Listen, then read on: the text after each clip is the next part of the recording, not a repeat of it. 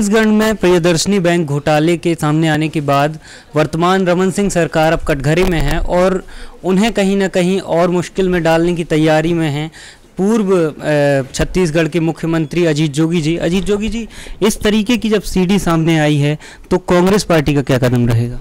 देखिए, ये सीडी तो एक प्रथम दृष्टया पूरी तरह से साक्ष्य के रूप में सामने आ गई है कि अभियुक्त खुद कह रहा है, नार्को टेस्ट में कह रहा है, और नार्को टेस्ट जो कोर्ट के आदेश पर कराया जा रहा है उसके आधार पर कह रहा है। वहाँ पर पुलिस वाला खड़ा है, वहाँ पर उसका वकील खड़ा है, उनके सामने कह रहा है कि मैंने 1 करोड़ रुपया डॉक्टर रमन सिंह जी को ये प्रकरण दबाने के लिए दिए हैं, और प्रकरण दबाया भी गया। आज तक 2007 का प्रकरण है, 2013 तक आज तक कोई कार्रवाई उसमें हुई नहीं, मुख्य अभियुक्त लोग सामने नहीं आए।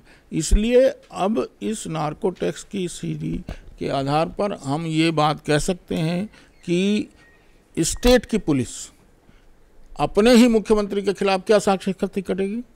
कौन से पुलिस वाले की ये हिम्मत है डीजी से लेके और एसएचओ तक या किसी अन्य के पास कि वो अपने ही मुख्यमंत्री के खिलाफ साक्ष्य इकट्ठी करके कोर्ट में प्रस्तुत कर दे? इसलिए इसकी जांच निष्पक्ष एजेंसी से होनी चाहिए। इस सीडी के एक तार कहीं ना कहीं जो नक्सली हमला हुआ था उससे भी जोड़कर देखे जा रहे हैं। क्या अब कोई सूत्र इस तरीके का आप भी देखते हैं इसमें? बिल्कुल देखता हूं, पर यह निष्कर्ष तो एनआईए निकालेगा। एक सूत्र दिख गया। दिनेश पटेल जी, जो नंद कुमार पटेल जी हमारे अध्यक्ष महोदय के बेटे थे, उनको मारने का कोई कारण नहीं दिख रहा था।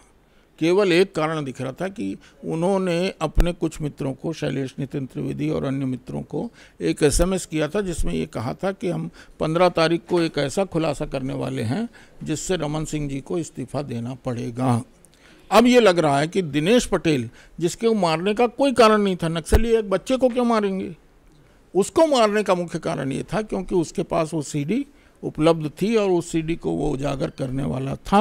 तो ये थे अजीत जोगी जी जो बता रहे थे कि अब इसके बाद कुछ भी शेष नहीं बचता और रमन सिंह को कम से कम नैतिकता के आधार पर इस्तीफा दे देना चाहिए। इस समय नई दिल्ली से कैमरा पर्सन सुभाष के साथ अंबुज पांडे, न्यूज़ पॉइंट।